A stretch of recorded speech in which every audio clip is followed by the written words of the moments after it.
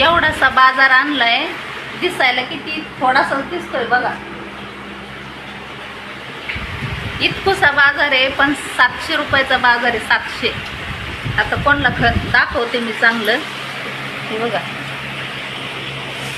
कांदे बटाटे, इकडं शेपू आहे आणि द्राक्ष, मिरच्या, कोथिंबीर, मेथी आणि मटकी, गवार आणि टरबूज फ्रीजमध्ये ठेवलं आहे. एवढासा बाजार 700 रुपयाचा आहे. इतकी महागाई, बापरे, कसं व्हायचं, कसं करायचं गरिबांनी.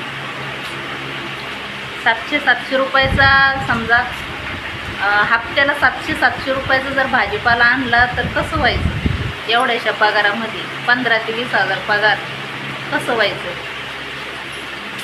अवघड आहे.